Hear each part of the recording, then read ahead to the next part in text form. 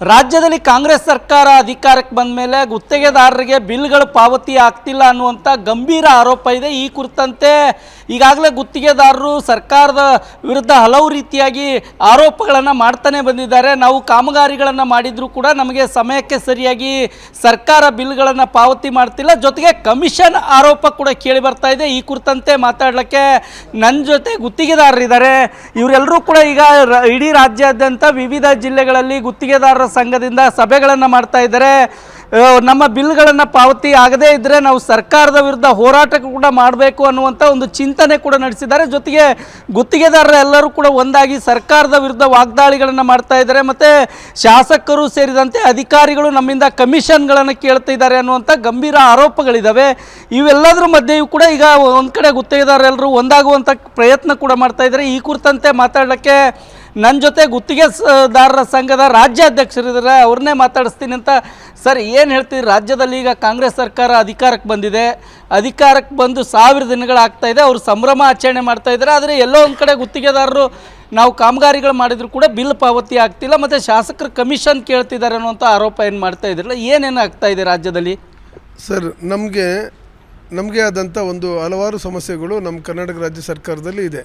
ನಾವು ಸುಮಾರು 3 ವರ್ಷದಿಂದ ನಾವು ಮಾನ್ಯ ಮುಖ್ಯಮಂತ್ರಿಗಳು ಅವ್ರ ಮೇಲೆ ಅಭಿಮಾನ, ಪ್ರೀತಿ, ವಿಶ್ವಾಸ ಇಟ್ಬಿಟ್ಟು ನಾವೇನು ಮಾಡಿದ್ವಿ, ನಾವು ಸುಮ್ಮನೆ ಇದ್ವಿ. ಹಿಂದೆ ಮಾನ್ಯ ಮುಖ್ಯಮಂತ್ರಿಗಳು ಕೆಂಪಣ್ಣವರು ಮಾತಿಂದ ಅಷ್ಟೋ ಇಷ್ಟೋ ಇವತ್ತು ಈ ಸರ್ಕಾರ ಬರಲಿಕ್ಕೆ ನಮ್ಮದು ಭ್ರಷ್ಟಾಚಾರದ ವಿರುದ್ಧ ಹೋರಾಟ ಮಾಡಿರ್ತಕ್ಕಂಥ ಒಂದು ನಿದರ್ಶನಗಳು ತಮಗೂ ಸಹ ಗೊತ್ತು. ಈಗ ಅದರಲ್ಲಿ ನಮ್ಮದೇ ಆದಂಥ 37,000 ಕೋಟಿ ರೂಪಾಯಿ ಪೆಂಡಿಂಗ್ ಬಿಲ್ ಇದೆ. ಅದನ್ನು ಸುಮಾರು ಹಲವಾರು ಸಾರಿ ನಮ್ಮ ಹಲವಾರು ಮಂತ್ರಿಗಳನ್ನ ಮತ್ತು ನಾವು ಮಾನ್ಯ ಮುಖ್ಯಮಂತ್ರಿಗಳನ್ನ ಅವ್ರನ್ನೆಲ್ಲ ಹೋಗಿ ಭೇಟಿ ಮಾಡಿದಂಥ ಸಂದರ್ಭದಲ್ಲಿ ಬಟ್ ಇದುವರೆಗೂ ಯಾವುದೇ ಥರ ಪ್ರಯೋಜನ ಆಗಿಲ್ಲ. ಅವ್ರು ಕೊಡ್ತಕ್ಕಂಥ ಒಂದು 10%, 20% ನಾವು ಪೇಮೆಂಟ್ ತೊಗೊಂಡು ನಾವು ಸುಮ್ಮನೆ ಆಗಬೇಕಾಗಿದೆ.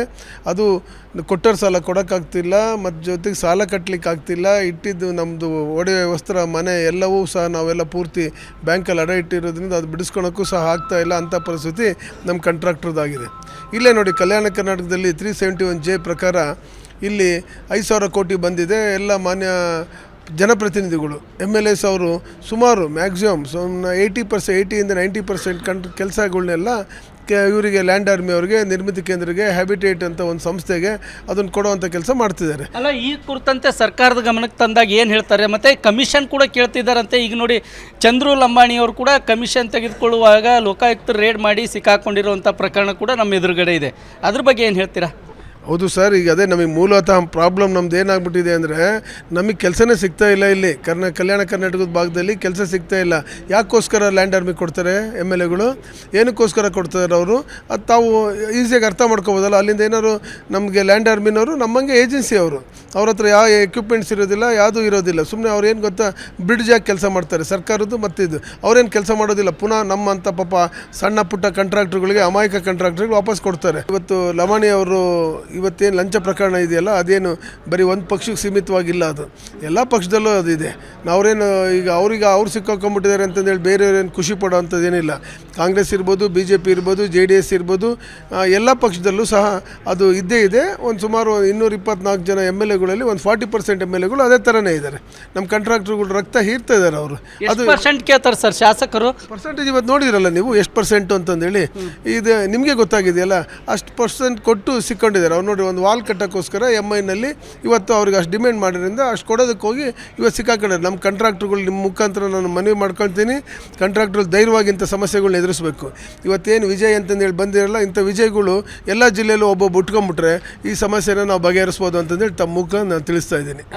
ಸಿದ್ಧತೆ ಮಾಡ್ಕೊಂಡಿದ್ವಿ. ಎಲ್ಲ 31 ಜಿಲ್ಲೆಗಳಲ್ಲಿ ಪ್ರವಾಸ ಮಾಡ್ತಿದ್ವಿ. ಅಲ್ಲಿರ್ತಕ್ಕಂಥ ಕಾಂಟ್ರಾಕ್ಟ್ರುಗಳ ಸಮಸ್ಯೆಗಳು ನಾವು ಹರ್ತುಬಿಟ್ಟು ಕನ್ಸಾಲಿಡೇಟಿವ್ ಆಗಿ ನಾವು ಇವತ್ತು 6ನೇ ತಾರೀಕು ಒಂದು ಬೃಹತ್ ಪ್ರತಿಭಟನೆ ಮಾಡೋ ಅಂತಂದು ಸರ್ಕಾರ ವಿರುದ್ಧವಾಗಿ ಮಾಡ್ತಾ ಇದ್ದೀವಿ ನಾವು. ಓಕೆ, ಇದಿಷ್ಟು ಗುತ್ತಿಗೆದಾರರ ಸಂಘದ ರಾಜ್ಯಾಧ್ಯಕ್ಷರಾದಂಥ R ಮಂಜುನಾಥ್ ಅವರ ಮಾತಾಗಿದೆ. ಸರ್ಕಾರ ನಮ್ಮ ಬೇಡಿಕೆಗಳನ್ನು ಈಡೇರಿಸದೇ ಇದ್ದರೆ ನಾವು ಇಡೀ ರಾಜ್ಯದ ಎಲ್ಲ ಗುತ್ತಿಗೆದಾರರು ಸೇರಿಕೊಂಡು ಬೃಹತ್ ಹೋರಾಟ ಮಾಡಲಿಕ್ಕೆ ಸಿದ್ಧತೆ ನಡೆಸಿದ್ದೇವೆ ಅನ್ನುವಂಥ ಮಾತುಗಳನ್ನು ಹೇಳ್ತಿದ್ದಾರೆ. ರಾಯಚೂರಿಂದ ಕ್ಯಾಮ್ರಾಮನ್ ಶ್ರೀನಿವಾಸ್ ಜೊತೆ ಜಗನ್ನಾಥ್ ಪೂಜಾರಿ, ಏಷ್ಯಾನೆಟ್ ಸುವರ್ಣ ನ್ಯೂಸ್.